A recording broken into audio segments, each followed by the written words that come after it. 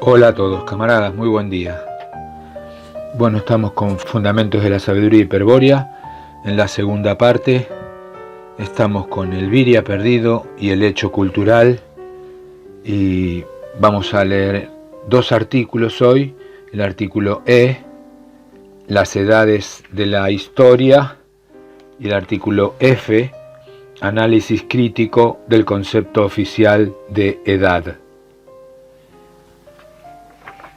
Vamos allá, dice: según la historia oficial, en este momento nos encontramos viviendo en la edad contemporánea. Tal edad habría comenzado en el momento en el cual ocurren dos hechos históricos notables: la independencia de Estados Unidos y la Revolución Francesa. Evidentemente, quienes han observado la historia y han convenido en que esos hechos se destacan con tal eminencia que constituyen un límite natural entre edades históricas, se han guiado por un criterio particular. En efecto, siendo que dichas revoluciones forman parte del plan que apunta hacia la consolidación de la sinarquía internacional, vale decir, la concentración mundial de poder, sinarquía, en manos hebreas, el criterio empleado solo puede ser calificado de sinárquico. Hay que investigar entonces por qué la historiología se apoya en semejante criterio, y hay que hacer más aún. Debemos redefinir el concepto de edad según las pautas de la sabiduría hiperbórea.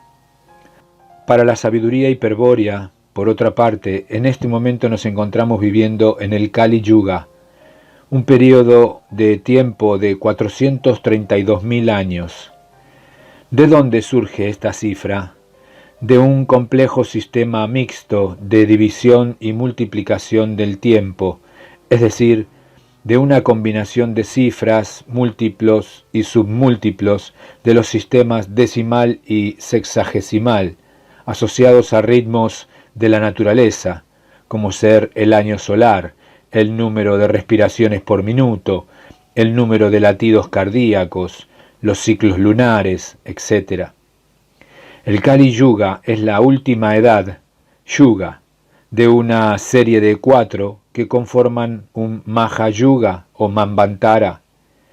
El Satya Yuga de 1.728.000 años, el Treta Yuga de 1.296.000 años, el Dwapara Yuga de 864.000 años y el actual Kali Yuga de 432.000 años.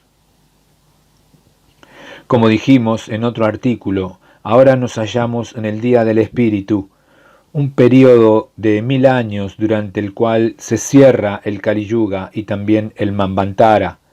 Para eso vino hace un siglo y permaneció hasta 1945 manifestado el Führer de la raza blanca, el representante de Wotan, el señor de la guerra, contra el demiurgo.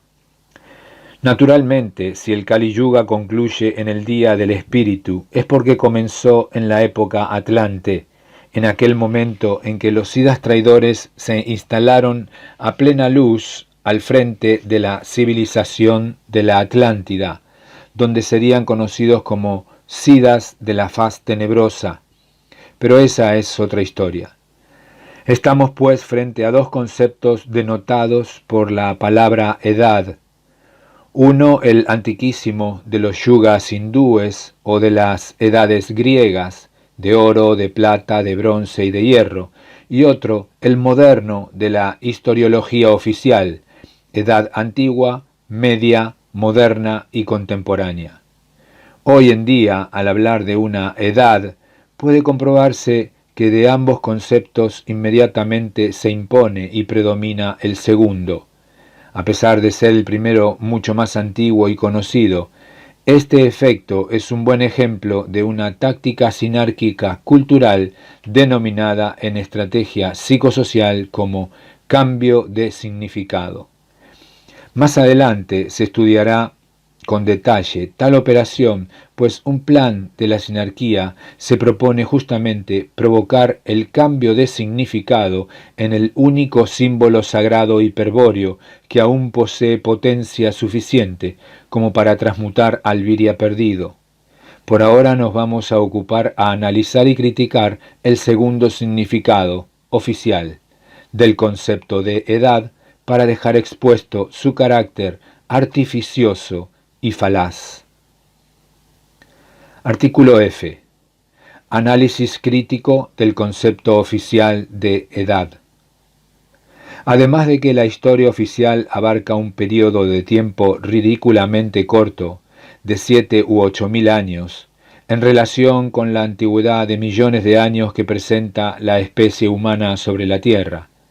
Las edades en que se divide a la misma solo tienen por objeto señalar ciertos intervalos entre sucesos importantes para comodidad mnemotécnica de los historiadores y pedagogos. Por ejemplo, la Edad Media comienza en 476, cuando Odoacro depone al emperador Rómulo Augustulo, es decir, con la caída del Imperio Romano, y acaba cuando los turcos toman Constantinopla en 1453. A partir de esa fecha se extiende la Edad Moderna. Esta manera de marcar los límites de las edades nos recuerda a la demarcación geográfica de las fronteras, que por lo general solo existe en la mente de los hombres y en los mapas. Sobre el terreno, a veces, nada hay que indique que tal país termina aquí y tal otro comienza más allá.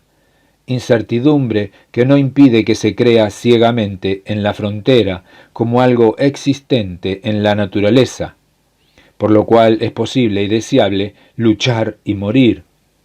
Que no se diga que un río, por ejemplo, constituye una frontera real.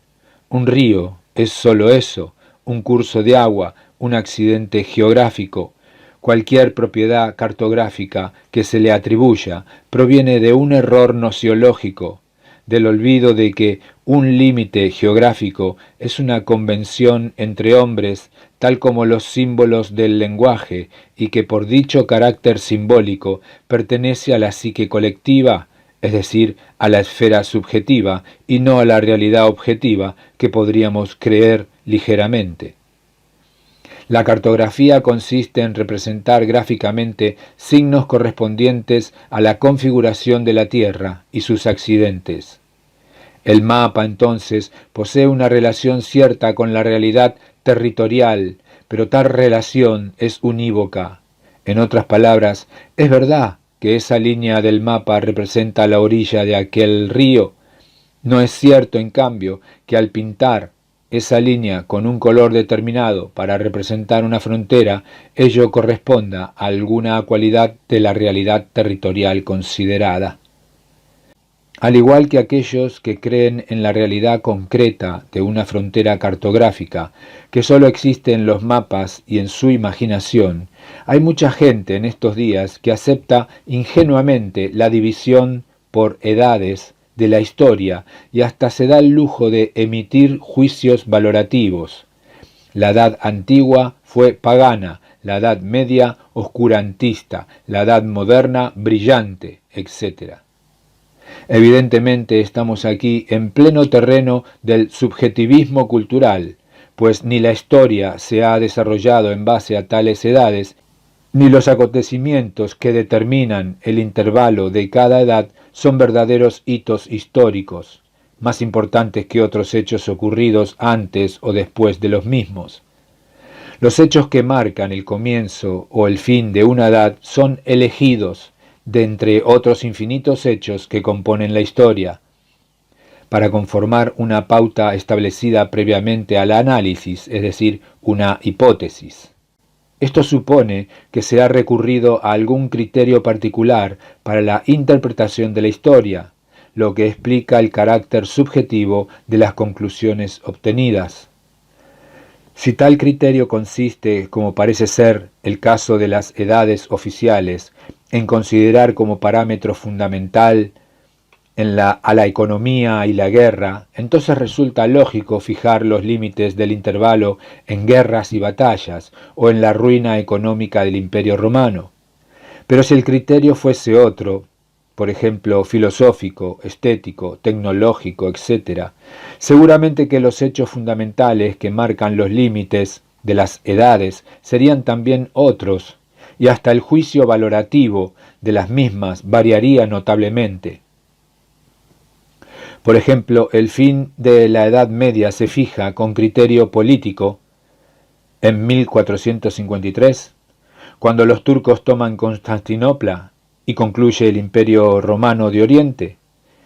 ¿Es este un hecho negativo que ha sido elegido deliberadamente para marcar, consecuentemente, el fin de una edad oscurantista? Pero para un criterio científico-tecnológico positivo, sería sin dudas más importante el invento de la imprenta de tipos móviles realizado por Gutenberg en 1450, o sea, casi en la misma fecha anterior que la caída de Constantinopla. Entonces podría suceder que la Edad Media acabase en la misma fecha, pero al tomar como límite un hecho positivo, se debería modificar el juicio de valor. Quizá entonces la Edad Media no sería oscurantista, sino de transición, considerando que para llegar al invento alemán de la imprenta se debió establecer un contacto transcultural previo con China en los siglos XIV y XV. Venimos comprobando el carácter subjetivo del concepto moderno de edad y lo endeble de aquellos hechos fundamentales de la historia que se toman como límites del intervalo de tiempo comprendido. Estos hechos han sido elegidos partiendo de criterios culturales, a menudo sinárquicos, y son presentados tras una previa deformación de la verdad histórica. Es así que un cambio de criterio nos conduce a diferentes hechos fundamentales, desplazados más o menos en el tiempo, lo que demuestra la insuficiencia del concepto de edad para designar una era de pretendidas características específicas.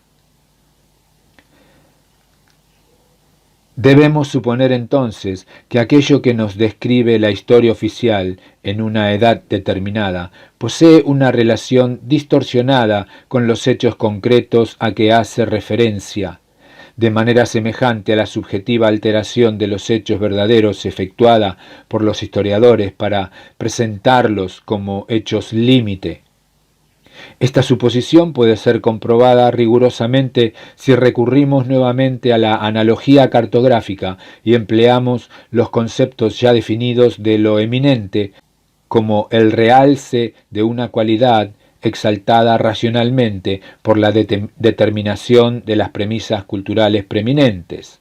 Ver inciso Elviria Despierto, artículo J. Observemos un mapa de Europa. En él se han representado por medio de signos, por todos conocidos, los distintos países, sus divisiones políticas interiores y sus fronteras exteriores. De pronto fijamos la atención en unas líneas sinuosas que nos informan que en la parte correspondiente del mundo deben existir unas montañas. Leemos una indicación que dice Montes Pirineos y pensamos, es la frontera entre Francia y España. Lo sabemos porque esa información es un dominio cultural común. Si buscamos ahora atentamente entre las distintas líneas del mapa, se hará eminente una zona marcada de manera diferente, quizá con otro color, o tal vez con líneas y puntos, a la que distinguiremos como la frontera propiamente dicha. Las premisas culturales preeminentes tornaron eminente a la línea fronteriza de entre muchas otras líneas semejantes y nos llevaron a descubrirla y reconocerla. Pero según hemos dicho, la frontera existe solo en el mapa y en nuestra imaginación, cosa que puede comprobarse situándonos en ciertas zonas desiertas de los montes Pirineos, desde donde nos resultaría del todo imposible decidir el sitio en que termina España y comienza Francia. Hemos tomado conocimiento por el mapa de dos datos. en tal lugar del mundo cuyas coordenadas de situación nos permite identificar con precisión, hay una montaña y una frontera. Nos trasladamos realmente a ese lugar y hallamos la montaña, pero tenemos dificultades para distinguir la frontera. ¿Qué ha ocurrido? Pues que montaña y frontera son realidades de distinto orden. Por eso existen dos clases de mapas: los físicos, que describen la realidad geográfica más o menos fielmente, y los políticos o económicos, que exhiben, además de las correspondientes representaciones físicas, superpuestos a ellas, cualidades y atributos que no poseen una contraparte concreta en el mundo. Una montaña y una frontera, ambos, son objetos culturales, pero la montaña es un objeto concreto de entidad natural, en tanto que una frontera, como un mito, una idea científica, una organización política, un código moral, etc., es una cualidad cultural que jamás aparecerá totalmente encarnada en una entidad concreta, física o exterior. Hacer historiografía, escribir la historia, es, análogamente a la construcción de una mapa, describir una realidad. La historia, al narrar hechos verdaderos del pasado, dispone de un material puramente objetivo, cuya descripción en lenguaje simbólico nos presenta para nuestra información. Pero el historiógrafo, igual que el cartógrafo, cuenta con dos tipos de objetos: los hechos realmente ocurridos, que han sido objetos concretos, y los hechos eminentes, tomados de entre los otros infinitos hechos, por su importancia subjetiva. Mas los hechos eminentes, como ya sabemos, están determinados por premisas culturales preeminentes, que son, en última instancia, la expresión táctica de la cultura, arma estratégica enemiga. Es así que si, al estudiar la historia, notamos que se nos presentan los hechos descritos con cierta objetividad, estamos, como en el caso del mapa físico, ante una representación más o menos directa e indeformada de la realidad. Pero cuando se pretende afirmar una cualidad eminente en un hecho concreto, por ejemplo, cuando se dice que la Revolución Francesa fue superior a otras revoluciones por su carácter progresista, estamos, como en el caso del mapa político, ante una representación de cualidades culturales sin contraparte material. La superioridad que valoramos de una cosa sobre otra es, desde luego, una cualidad eminente. Una cualidad eminente en la historia, como una frontera en un mapa político, es un objeto que pertenece a una esfera diferente de la realidad concreta. Su eminencia proviene de las premisas culturales preeminentes. Aníbal o Publio Cornelio, Escipión, Esparta o Atenas. Si la historia presentara los hechos tal como ocurrieron, la preferencia que declarásemos por tal jefe militar o por tal cultura indicaría que ese jefe militar o esa cultura se han tornado eminentes ante nuestra mirada. Pero ello no es posible porque la historia que disponemos para el estudio no es de ningún modo objetiva ni descriptiva de la realidad de los hechos, puesto que los historiadores de todos los tiempos han sido víctimas de sus propias premisas culturales preeminentes, y han señalado eminencias allí donde se les aparecieron, atribuyendo a la realidad concreta cualidades que sólo estaban en su imaginación, es decir, proyectando sobre el mundo cualidades culturales que no poseían entidad concreta y percibiendo luego el espejismo de su reflejo. Es por eso que la historia oficial está viciada de irrealidad y sólo debe servir a cualquier investigador de linaje hiperbóreo como una mera referencia, pálido reflejo de la verdad. La historia, luego de que pasó por el tratamiento estratégico sinárquico de las pautas culturales del judeocristianismo, es un campo minado en el que cualquier incauto puede perderse y perecer.